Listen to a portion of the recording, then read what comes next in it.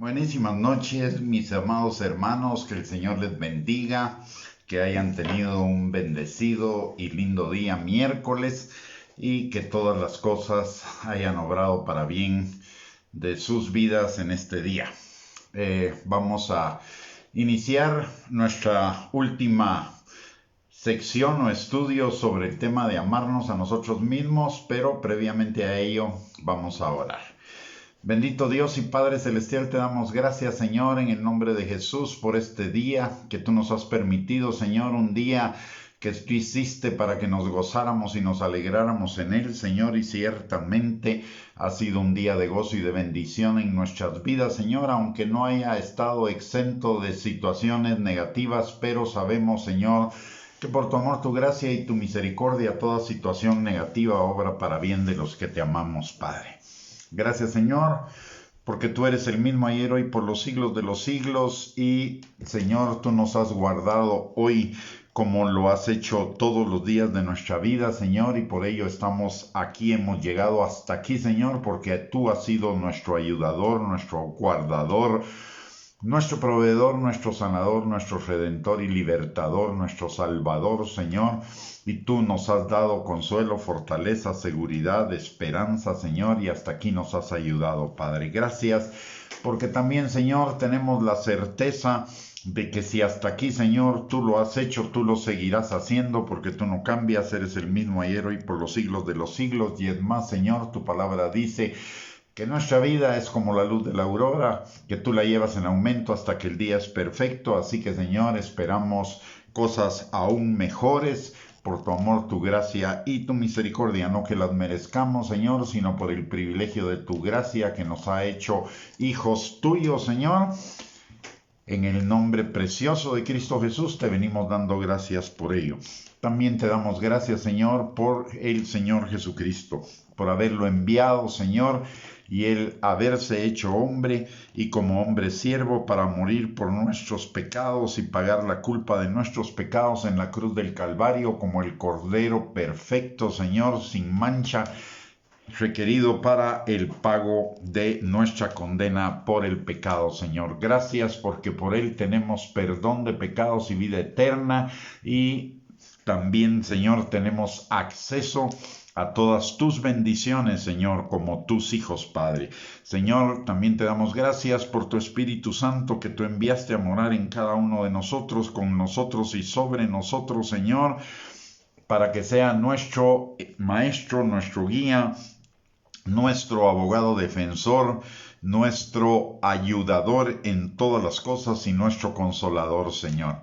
En esta noche, Padre, te pedimos que tu Espíritu Santo venga sobre cada uno de nosotros y con su unción rompa todo yugo de mentira, de razonamiento y de argumento falso que se esté oponiendo al conocimiento tuyo, a la obediencia a la palabra de Dios y a la vida plena que tenemos en ti, Señor.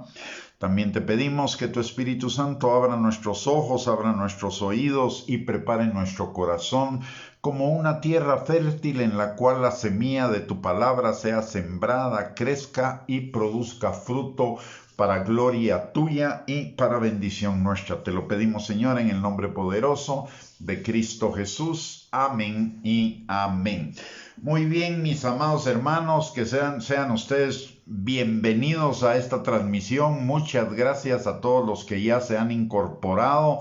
Que el Señor les bendiga, les guarde, que hayan tenido un lindo día y que el día de hoy la enseñanza sea de bendición para sus vidas, como seguramente lo será para la mía también. Muy bien, hoy vamos a tocar dos temas y hacer un resumen final del tema de amarnos a nosotros mismos. Y el primero de los temas es que amarnos a nosotros mismos es poner límites que protejan nuestro espíritu, o sea, nuestro verdadero yo, que protejan también nuestra alma y corazón de la influencia del falso yo, y que protejan nuestro cuerpo de ser instrumento del falso yo también. Los límites, eso es algo que la mayoría de personas aún en el mundo no lo conocen o no lo interpretan bien.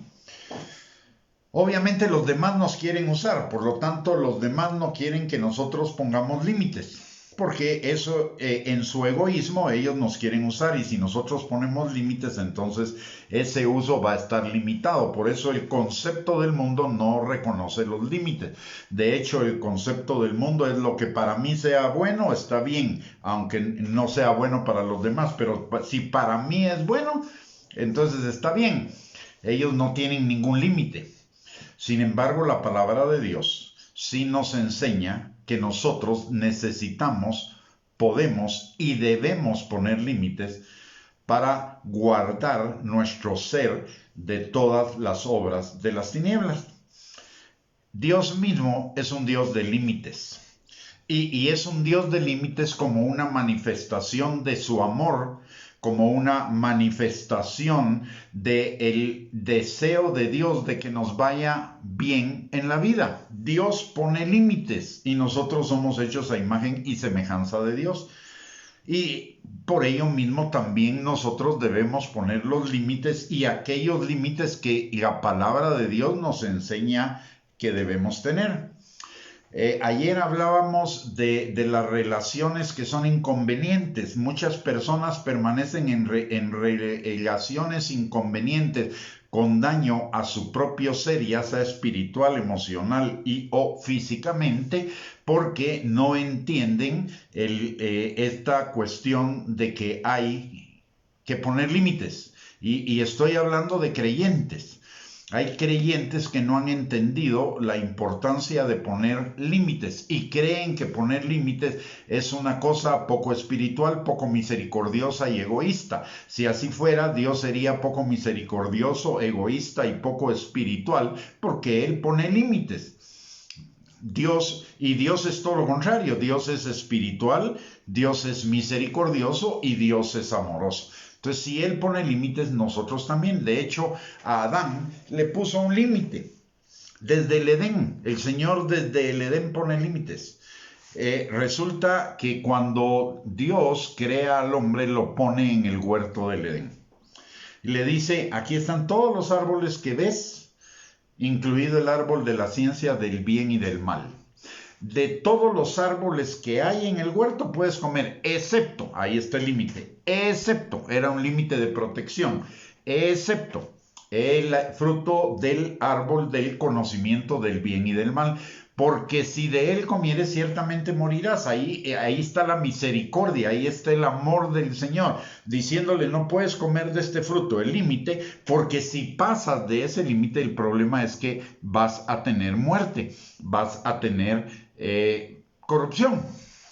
El límite es una barrera protectora que Dios pone para que nosotros no nos salgamos del camino de la vida, del camino de la vida plena, del camino de la abundancia. Mucha gente no entiende los mandamientos del Señor como los límites protectores, sino más bien los entienden como límites impuestos por Dios, por un Dios caprichoso, berrinchudo o autoritario que nos quiere arruinar la vida, que nos quiere impedir gozar, entre comillas, de la vida. Y no es eso, es todo lo contrario. Los límites que Dios nos pone es para que tengamos una vida plena, una vida verdadera, no una vida falsa como el mundo. El mundo llama gozar de la vida al pecado, pero la palabra de Dios llama gozar de la vida cumpliendo los mandamientos del Señor y viviendo en sus bendiciones. No tiene nada que ver con el pecado. Por eso el mundo no pone límites, porque el mundo quiere pecar ilimitadamente, pero el Señor nos pone los límites. Nosotros también debemos poner límites. Tenemos varios ejemplos en la palabra de Dios. El primer ejemplo es cuando el Señor nos instruye en Proverbios capítulo 4, versículo 23, que sobre toda cosa guardada guardemos nuestro corazón, porque de él mana la vida. Si no guardamos nuestro corazón, si no ponemos límites, y guardar nuestro corazón es poner límites a aquello que puede afectar nuestro corazón. Si no ponemos límites, entonces nos exponemos a que en lugar de que nuestro corazón emane vida, va a emanar muerte. Porque si guardando nuestro corazón de él emana la vida, si no guardamos nuestro corazón de él va a emanar la muerte. Entonces el Señor nos llama a poner límites para guardar nuestro corazón. ¿Cuáles límites son los que el Señor nos llama a poner para guardar nuestro corazón?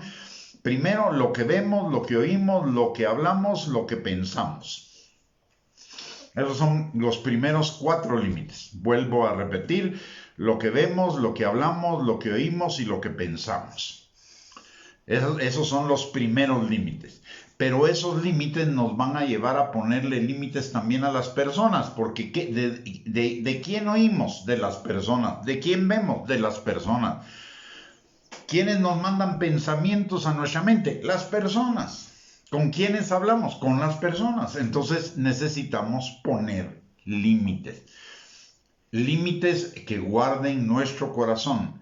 Ayer hablábamos de la diferencia entre lo que es que una persona cometa una falta o un pecado contra nosotros y lo que es que esa falta o ese abuso o ese pecado se convierta en un abuso. La falta o pecado es algo eventual. Ahora, y eso implica una medida, implica la medida de perdonar a la persona por el pecado que ha cometido en contra de nosotros y seguir adelante en la relación. Sin embargo, cuando se trata de abuso, que ya es un pecado repetitivo, un pecado constante, un pecado recurrente, en el cual no hay arrepentimiento de la persona, solo hay falsas promesas, pero la situación sigue igual o empeora, entonces en ese momento igual tenemos que perdonar, pero debemos guardar la distancia. El Señor no nos llama, mire, nos llama a amar a la gente, pero no nos llama a estar necesariamente cerca de la gente. Amar a la gente no necesariamente implica estar pegado a la gente. Yo puedo amar a una persona estando a la distancia. Y hay ciertas personas con las cuales hay que guardar la distancia. Perdone que lo diga de esta manera y no lo estoy diciendo por mal ni con el ánimo de menospreciar a estas personas, pero francamente hay personas que parecen puercoespín. Andan con las púas así listas para pinchar al que se les acerque. O hay otras personas que parecen... yo no sé si este nombre le va a sonar a todos, pero aquí en Guatemala hay una planta que se llama chichicaste. Y esta tiene una hoja que si roza con la piel, entonces va a quemar la piel y la va a hacer arder. Con solo un toque así suavecito, la piel se va a irritar, se va a quemar y va a producir dolor. Pues hay personas que son como el chichicaste, por donde pasa queman. Entonces, estas personas, le van a hacer daño constantemente a uno. Entonces, uno debe mantener la distancia, amarlos de lejos. Amarlos de lejos. Aún vemos ejemplos bíblicos de amar aún de lejos. Por ejemplo, Jesús y sus hermanos. Los hermanos se burlaban de Jesús. Y entonces un día se burlan de él y le dicen... tú que haces milagros deberías subir a Jerusalén para que hagas milagros ahí y todo el mundo te reconozca, te admire y pero lo están diciendo en son de burla. Entonces Jesús les dice, no voy a subir con ustedes, vayan ustedes. Jesús sube de incógnito posteriormente, pero no subió con ellos. ¿Por qué? Porque estaba guardando su corazón de las burlas que ellos podían hacerle. También vemos el caso de David con... Déjenme ver. El caso de David con sus hermanos. Sus hermanos mayores, cuando David era jovencito y va a la batalla que estaba librando el ejército de Israel contra los filisteos, donde él va a derrotar a Goliat posteriormente, sus hermanos cuando llegan se burlan de él. Se burlan de que él estaba ahí por arrogancia y por eso y por el otro. ¿Qué pasa con ellos después? Si usted analiza la Biblia, no vuelve a encontrar a los hermanos de David nunca más. En la Biblia, después de ese incidente, ¿qué quiere decir eso? Que David sus hermanos tenían algo contra él y constantemente lo herían, lo lastimaban, lo rechazaban, etcétera. De hecho, prueba de eso es que todos los hermanos se juntan cuando llega Samuel y a él lo dejan tirado en el campo y hasta se olvidan de él. Es decir, tenía problemas con sus hermanos. Muy probablemente el problema con sus hermanos es que él era hijo solo del papá, pero no de la mamá de ellos. Pero independientemente que sea la situación, resulta que David se apartó de ellos. Hay personas que no van a edificar nuestra vida. Hay personas que no van a consolar nuestra vida. Hay personas que no van a exhortar nuestra vida. Si no nos bendicen y solo nos van a causar problemas, entonces lo mejor es estar lejos de ellas, sin dejar de amarlas, sin dejar de orar por ellas. Mire, hay un pasaje en el libro, en la epístola de Judas, que es tremendo. Cuando uno lo ve, es en el versículo 21. Uno no se imaginaría que en la Biblia haya algo así, pero sí lo hay. Judas 21, dice la palabra. Le voy a leer desde el 20. Dice, del 20 al 23. Pero vosotros, amados, edificándoos sobre vuestra santísima fe, orando en el Espíritu Santo, conservaos en el amor de Dios, esperando la misericordia de nuestro Señor Jesucristo para vida eterna. A algunos que dudan, convénzanlos. A otros sálvenlos arrebatándolos del fuego. Y de otros, ojo con esto, y de otros, tengan misericordia con temor, aborreciendo aún la ropa contaminada por su carne. ¿Qué quiere decir esto? De lejitos. Como decimos aquí en Guatemala, de lejos se ven los toros y de cerca se torean. A ellos no hay que tenerlos de cerca, mejor hay que verlos de lejos. Amarlos de lejos, orar por ellos de lejos, bendecirlos de lejos, tener misericordia con ellos de lejos, orar porque el Señor cambie y transforme sus corazones y sus vidas, pero de lejos. Uno no puede tener a la gente que le va a hacer daño cerca de uno. La Biblia dice, si te dan en una mejilla, pon la otra, pero no te dice, anda buscando que te den en la mejilla.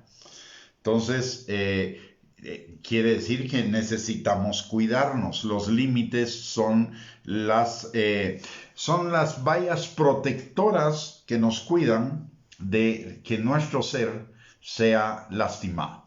Los límites hay que ponerlos de acuerdo a lo que dice la palabra de Dios. Y los límites son por amor a mí, pero también por amor al otro. Mire, si yo tengo cerca a una persona que constantemente me está lastimando, esa persona está pecando contra mí. Si yo me alejo de esa persona, le estoy estorbando el pecado contra mí.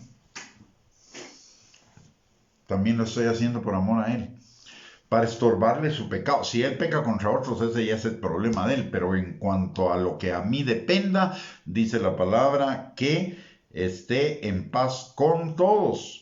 Y a veces estar en paz con todos implica estar a la distancia. Entonces, por eso necesito también conocer la palabra de Dios, porque necesito saber cuáles son los límites que Dios establece para que yo los ponga en práctica en mi propia vida. Amar al prójimo no quiere decir amarlo sin tener límites de lo que esa persona puede hacer con respecto a mí o puede influir en mí. El amor dice, esto es interesante. El amor, la palabra, si vemos la palabra de Dios en Primera de Corintios, mire esto, en Primera de Corintios 13. Y esto tiene que ver con los límites, nos ayuda a poner límites. Primera de Corintios 13, en el versículo 4. En el versículo 4 dice, el amor es sufrido, El amor es benigno. El amor no tiene envidia. El amor no es jactancioso. No se envanece. Ojo con esto. No hace nada indebido. No busca lo suyo. No se irrita. No guarda rencor. No se goza de la injusticia, mas se goza de la verdad. Todo lo sufre, todo lo cree, todo lo espera, todo lo soporta. Entre el versículo 4 y el versículo 7, que se refieren a la parte del sufrimiento del amor, están el versículo 5 y el versículo 6, que limitan el sufrimiento. Primero, no debemos sufrir por cosas indebidas que sean permanentes. No debemos sufrir por un egoísmo de la otra persona que sea permanente. No debemos sufrir por la ira de otras personas que sea permanente. No debemos sufrir por el rencor de otras personas que sea permanente. No debemos permitir que las otras personas tengan gozo de la injusticia.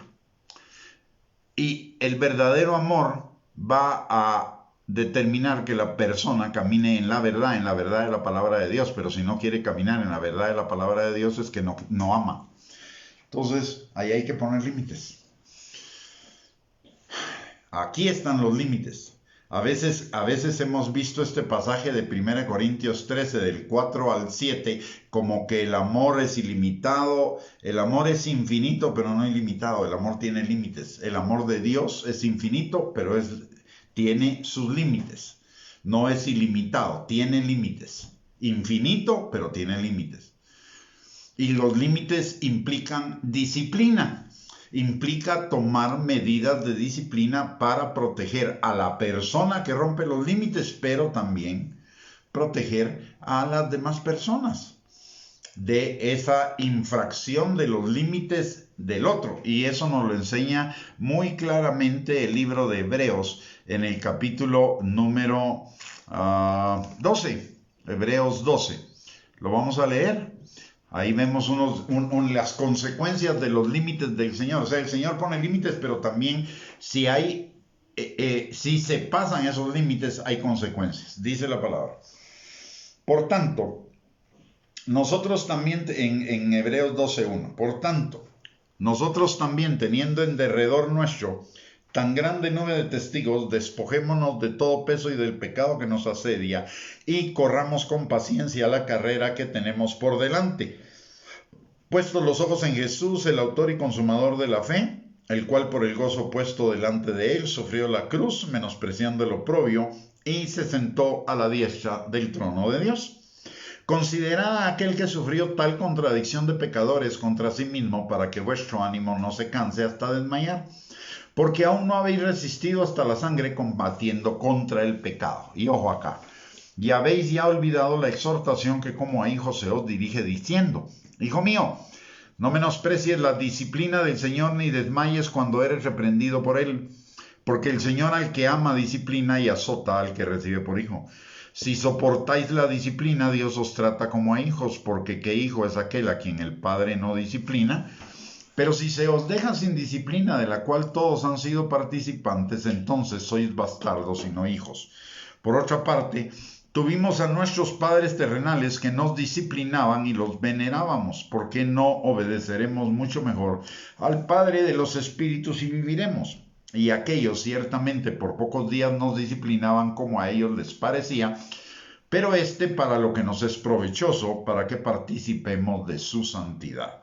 Es verdad que ninguna disciplina al presente parece ser causa de gozo, sino de tristeza, pero después da fruto apacible de justicia a los que en ella han sido ejercitados. Déjeme explicarle cuál es el proceso acá. El Señor nos ama infinitamente, pero nos pone límites. Y los límites son aquello que constituye pecado. Cuando Dios nos pone un límite, nos dice: hasta aquí puedes llegar, si pasas de esto, eso se llama pecado. Esa es la transgresión o sea, está el límite y ¿cómo se llama? La transgresión del límite. Pero esa transgresión del límite no queda sin consecuencias.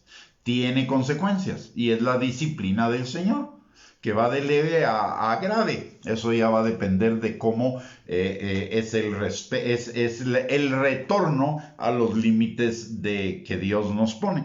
De la misma manera, nosotros ponemos límites para estorbar el pecado del otro en contra de nosotros. Obviamente, el límite que nosotros pongamos para nosotros es el mismo límite en el cual hasta donde nosotros vamos a llegar en la relación con el otro. Es decir, si yo pongo el límite, no voy a aceptar, por ejemplo, X abuso, también significa que no voy a cometer X abuso contra esa persona ni contra las demás personas. O sea, el límite que me pongo a mí mismo para protegerme a mí mismo es el límite de hasta dónde yo voy a llegar también para proteger a los demás.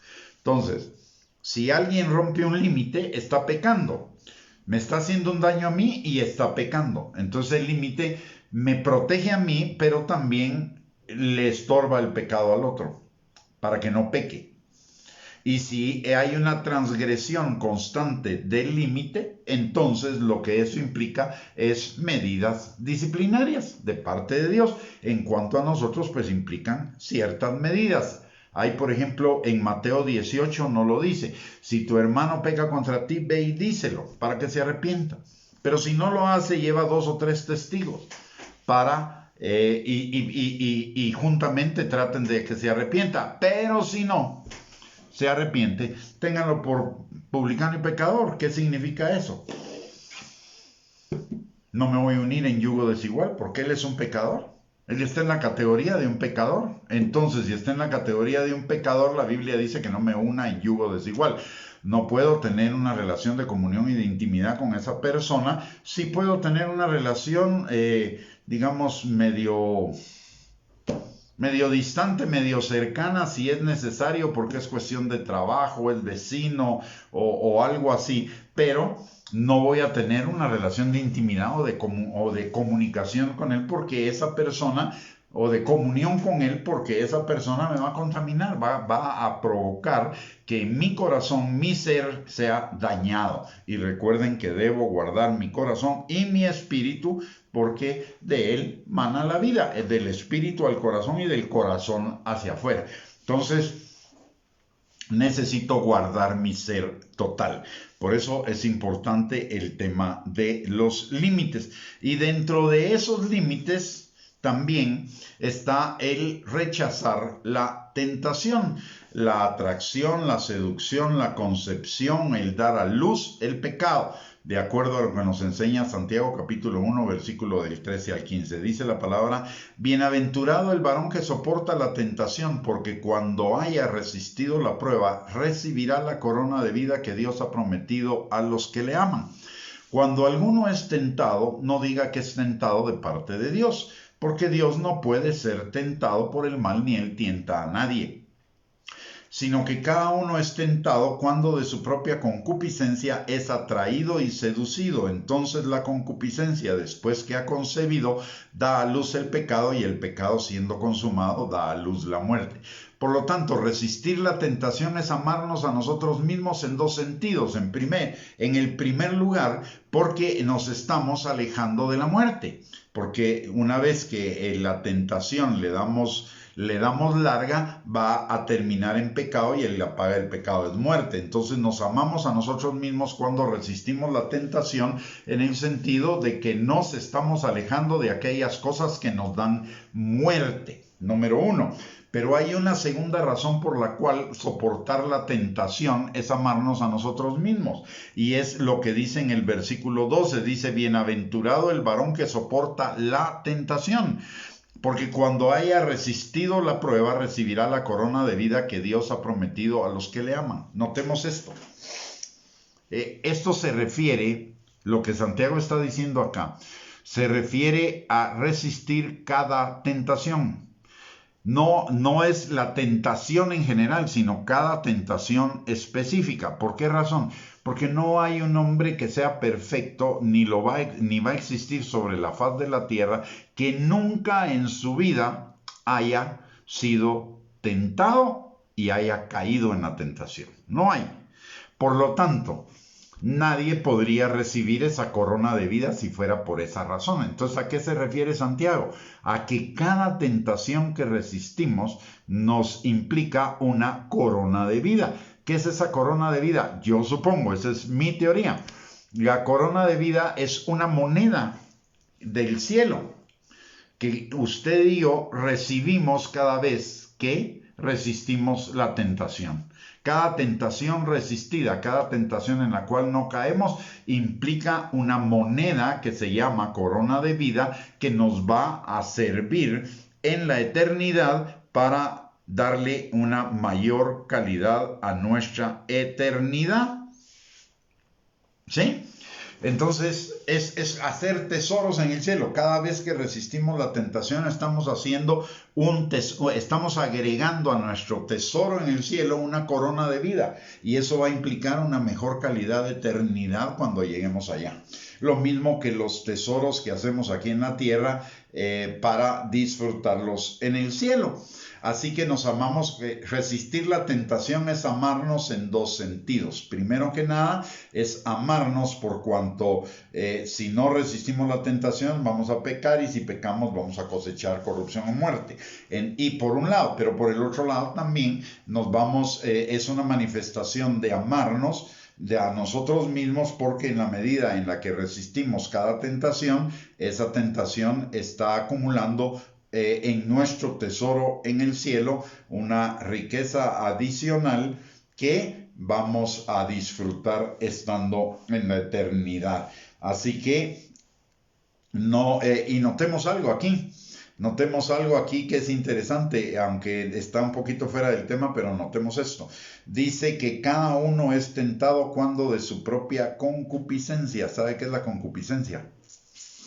La concupiscencia es el infeliz ego falso, el yo falso, el ego que necesitamos hacer morir en nosotros porque es el que nos conduce por caminos que nos parecen derechos en nuestra propia opinión, pero su fin es camino de muerte. Y aquí lo vemos. Mire el proceso de la tentación. La tentación no es el pecado, el problema es darle lugar a la tentación. Mire lo que dice la palabra. Dice, cada uno es tentado cuando de su propia concupiscencia es tentado. Primero, siendo atraído y seducido. ¿Qué es la atracción? La promesa de autocomplacencia, autogratificación o autoexaltación. Esa es la atracción. Viene la seducción. ¿Y qué es? Que me apasioné. La seducción es que me apasioné por esa supuesta promesa de autocomplacencia, autogratificación o autoexaltación. Y entonces concibo el pecado, lo planeo. Y una vez que lo planeo, lo doy a luz. ¿Y qué sucede con eso?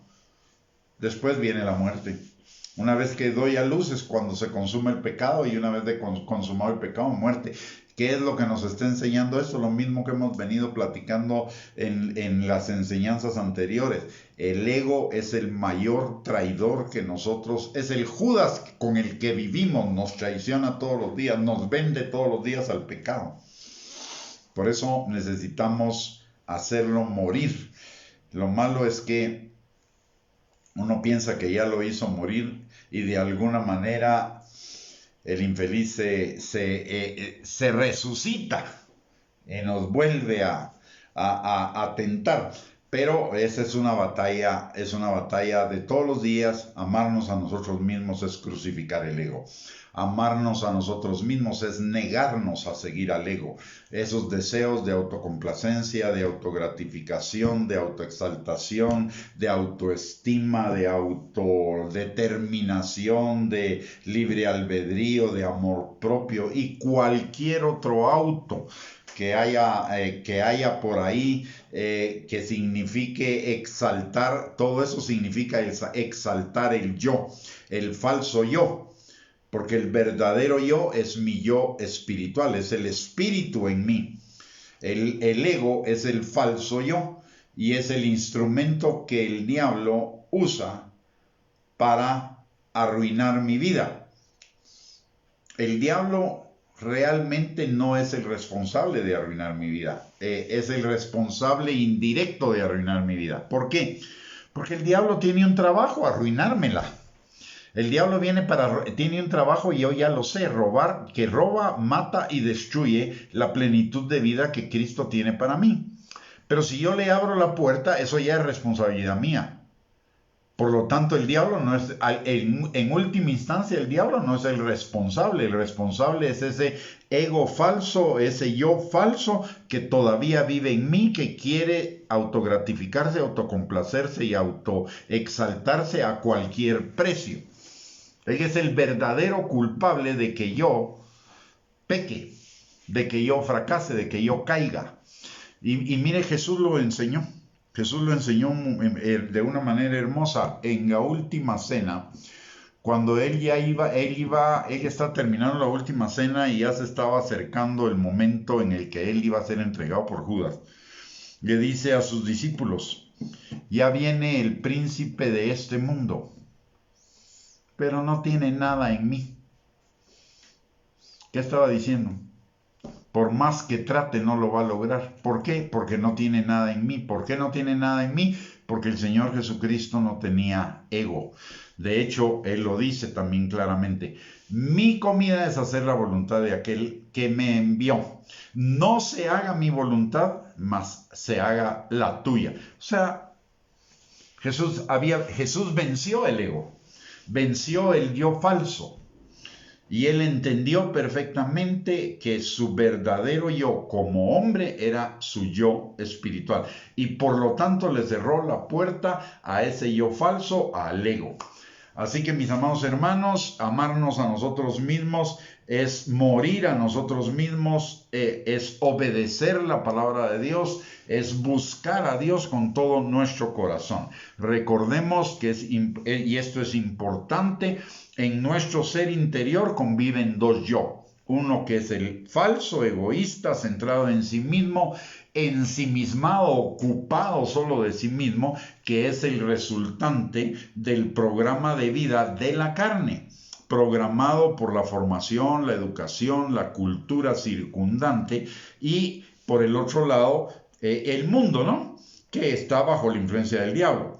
Mientras que el verdadero yo, que es el espiritual, es el que es hecho a la imagen y semejanza de Dios, de acuerdo a lo que nos enseña Génesis 2:6, Génesis 1:26-27 y Juan capítulo 14, versículo 24. La palabra de Dios nos enseña con respecto a cada uno que el falso debemos morir a él. ¿Por qué? Porque es el que nos lleva al pecado, es la autocomplacencia. Mire, y esto hay que entenderlo. Autocomplacencia, autogratificación y autoexaltación es mis propios caminos, no los caminos que son la voluntad de Dios. O sea, el yo falso, el ego, me lleva a seguir mis propios caminos, no la voluntad de Dios. Y recordemos que nadie entra al reino de Dios si no hace la voluntad del Padre. Mateo 7:21. No entra al reino por sus propios caminos, sino por los caminos de Dios, por hacer la voluntad de Dios. Entonces el ego es mi peor enemigo para entrar al reino. Tengo que visualizar quién es verdaderamente mi peor enemigo. Y mi peor enemigo es el ego. Mi peor enemigo es ese yo falso. Ese yo falso que me ha hecho creer que es el verdadero. El que se merece todo, el que es todopoderoso, el que se tiene que dar placer a como dé lugar. Ese es el yo falso. Cuando yo sigo los caminos del Dios de Dios, la voluntad de Dios, el Señor me va a complacer. Él concederá los deseos de mi corazón, pero por sus métodos, no por mí, por mis autodeterminaciones o mis métodos que me parecen derechos en mi propia opinión.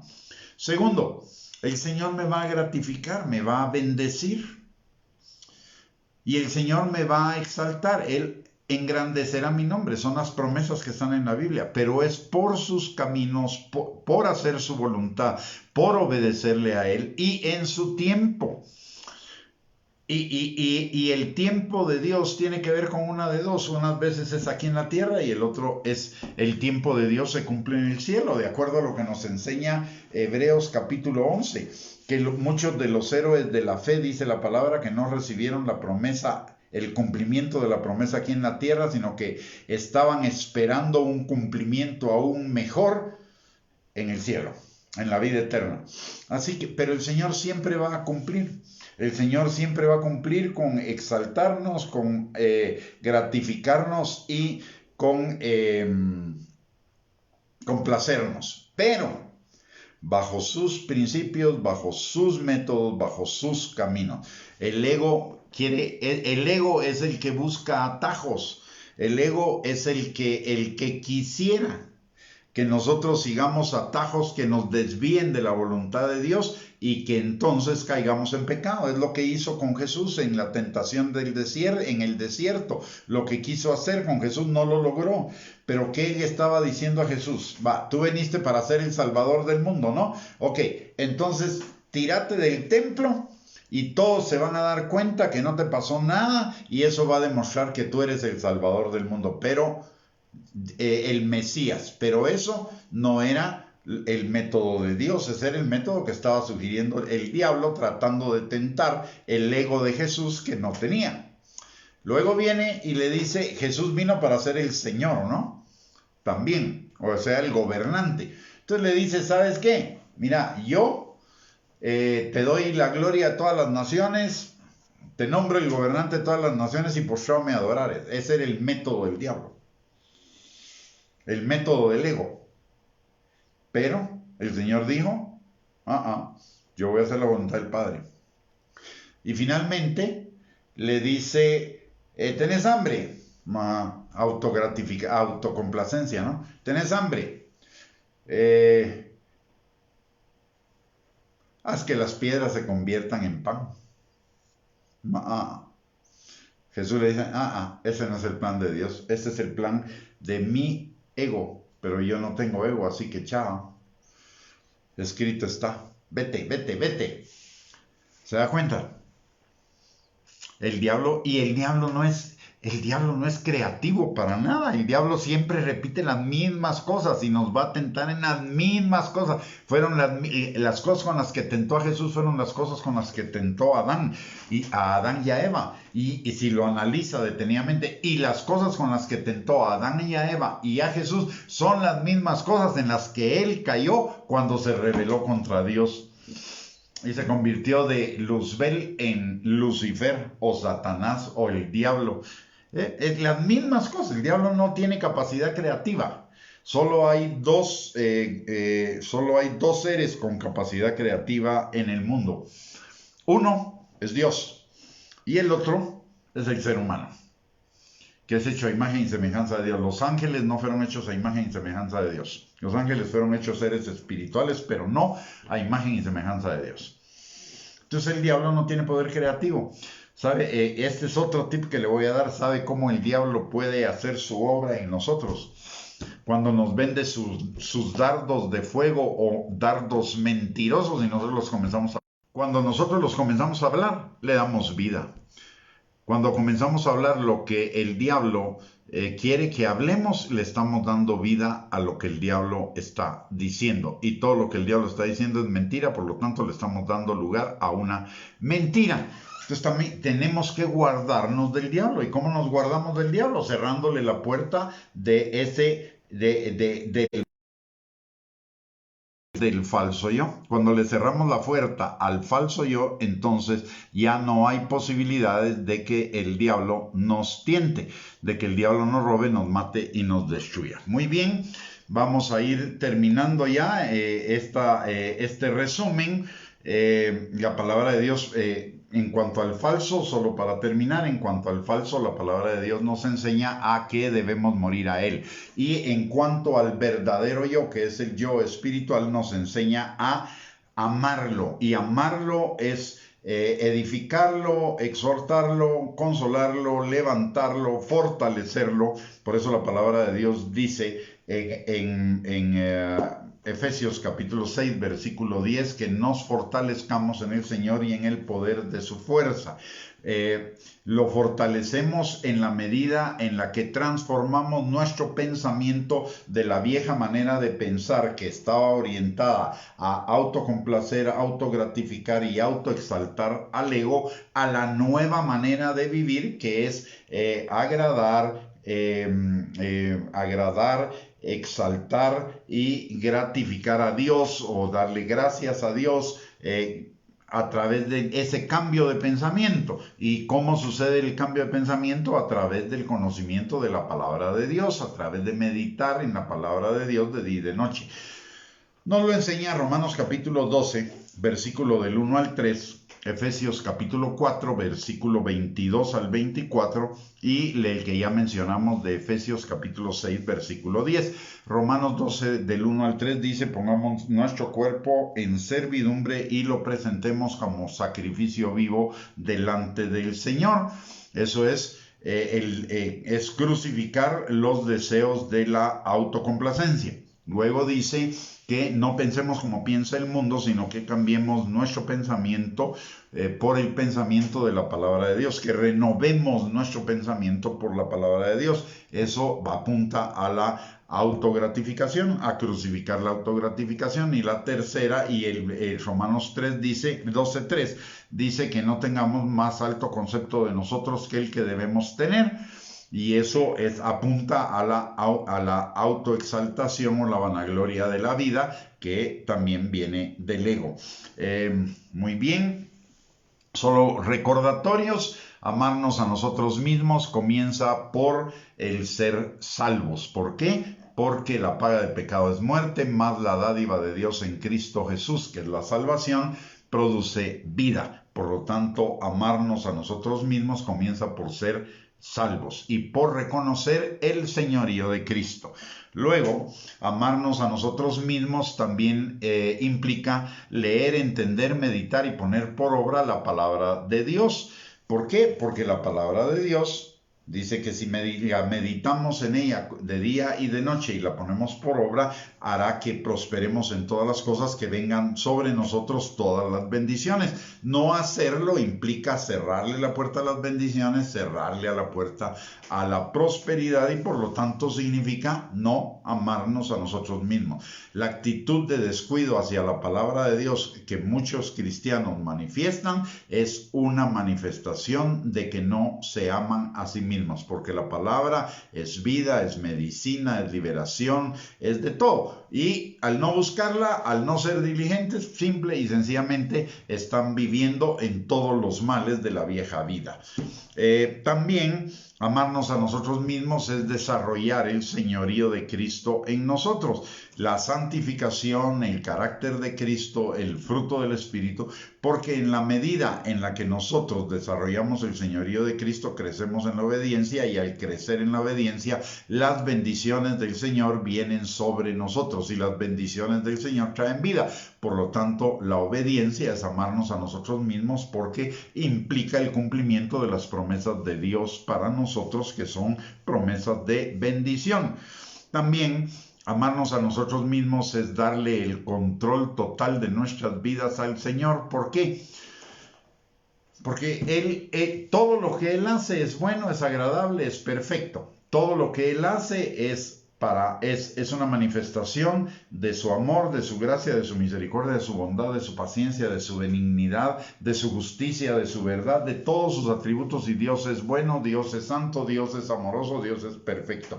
Por lo tanto, entregarle el control de nuestras vidas a Él y no quererlo tomar nosotros y manipular las circunstancias de nuestra vida para que se haga nuestro gusto, es permitir que ese Dios hermoso, maravilloso y bueno obre en medio medio de las circunstancias para que esas circunstancias obren para bien.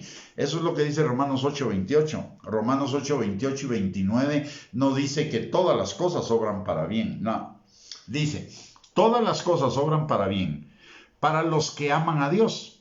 Es decir, cumplen sus mandamientos, porque es lo que dice Juan capítulo 14, versículo 15, el que me ama guarda mis mandamientos. Entonces, amar a Dios es guardar sus mandamientos. Todas las cosas obran para bien de los que guardan sus mandamientos. Esto es, aquellos que conforme a su propósito fueron llamados para que el carácter de Cristo fuera formado en ellos. Entonces, todas las cosas van a obrar para bien si nosotros realmente estamos enfocados en crecer en el carácter de Cristo. Si nosotros realmente estamos enfocados en obedecer los mandamientos de Dios. Si no estamos enfocados en eso, las cosas no van a obrar para bien nuestro, van a obrar para mal.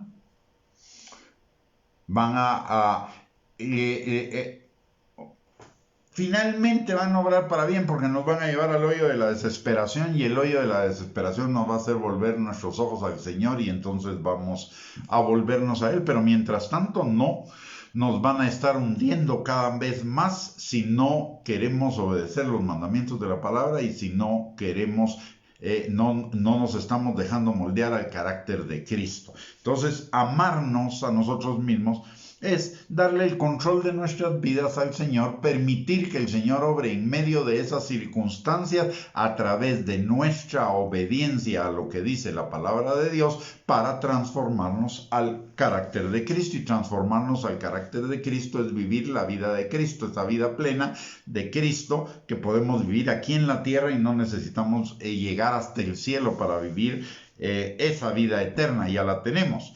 También amarnos a nosotros mismos es vivir en un estilo dador. ¿Por qué? Porque el que da, recibe y más abundantemente. Y ese estilo dador no se refiere solo a dinero, se refiere a todas las áreas de nuestra vida. Dar de gracia todo lo que de gracia hemos recibido del Señor. Y hemos recibido del Señor mucho más de lo que usted y yo nos imaginamos, porque Juan capítulo 3, versículo 27 dice que nada le es dado al hombre que no le haya sido dado del cielo. Y Santiago capítulo 1, versículo 17 dice que toda buena dádiva y todo don perfecto desciende de lo alto, el Padre de las luces, en el cual no hay mudanza ni sombra de variación. Así que tenemos muchísimas más cosas de las cuales ni siquiera nos hemos dado cuenta y que no son necesariamente materiales, sino son materiales, emocionales y también espirituales que podemos dar a las demás personas. Vivir en un estilo dador es prepararnos para tener más vida, porque al que da, Dios le devuelve, y al que Dios le devuelve le pide más porque le quiere dar más, para que seamos enriquecidos para toda liberalidad. Así que amarnos a nosotros mismos es vivir en un estilo de vida dador, porque eso significa que nuestra vida se va a incrementar en dones de Dios para nuestras vidas, en dones de la multiforme gracia de Dios que vamos a disfrutar en nuestras vidas y vamos a poder compartir también con otros. Amarnos a nosotros mismos es guardar nuestro corazón, porque de él mana la vida.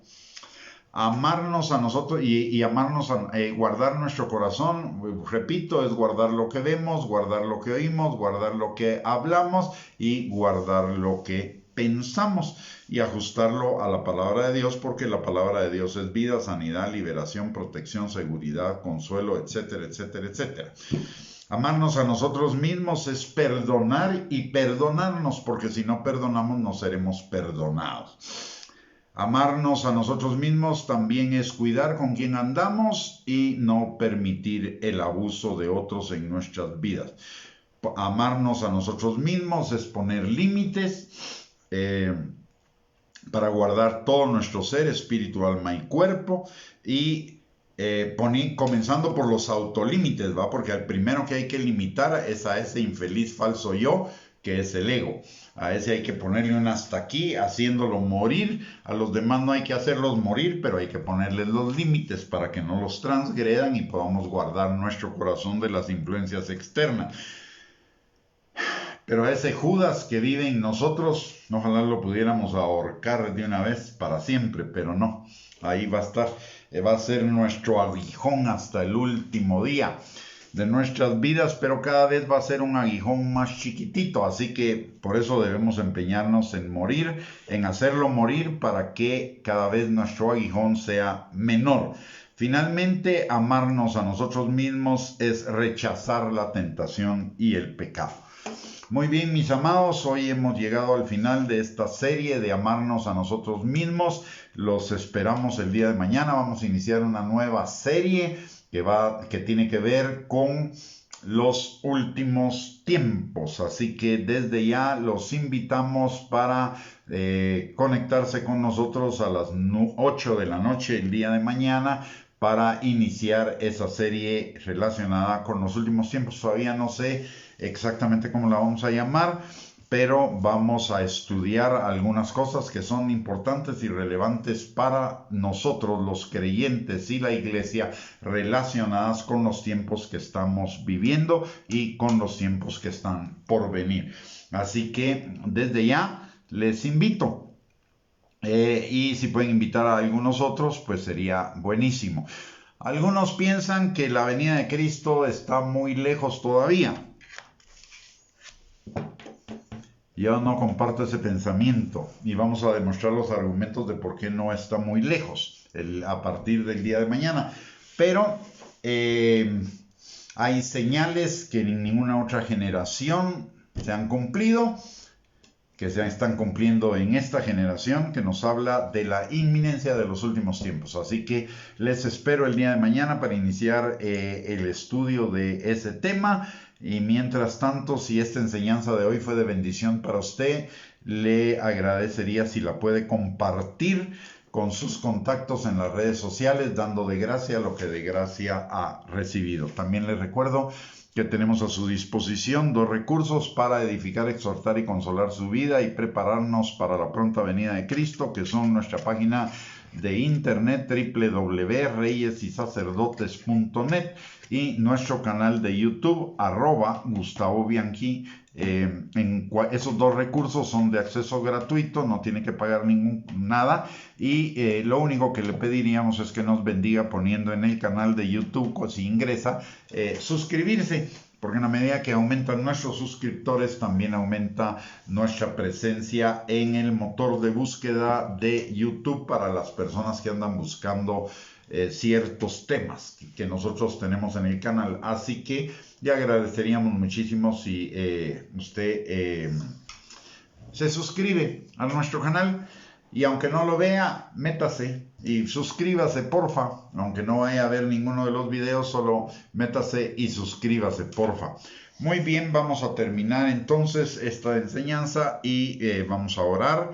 Por los suyos no se retire todavía de la transmisión. Vamos a orar unos 5 minutos y de ahí la finalizamos. Padre bendito, te damos gracias, Señor, en el nombre de Jesús por tu palabra. Padre, ayúdanos, Señor, conforme a tu palabra a poner límites, y por tu Espíritu Santo, Señor, a poner los límites adecuados, Señor, para guardar todo nuestro ser irreprensible delante de ti y con vida, Señor.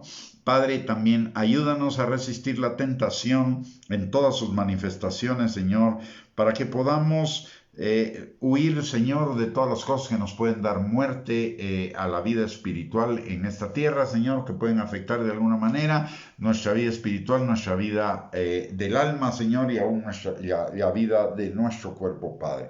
Señor, ayúdanos por tu palabra y la dirección del Espíritu Santo a aprender cada día más a amarnos a nosotros mismos, huyendo de relaciones tóxicas, guardando nuestro corazón, viviendo en el señorío pleno de Cristo, amando y buscando tu palabra y la comunión con tu Espíritu para ser guiados por ella, Señor, y en fin, en todas las cosas que hemos aprendido y que podemos seguir aprendiendo en tu palabra de lo que significa amarnos a nosotros mismos. Gracias, Señor, por permitirnos el privilegio de compartir este tema, Señor, y traer algo de luz, Señor, a un tema que no se trata mucho en tu iglesia, Señor, pero que es uno de los mandamientos más importantes en tu palabra, Padre.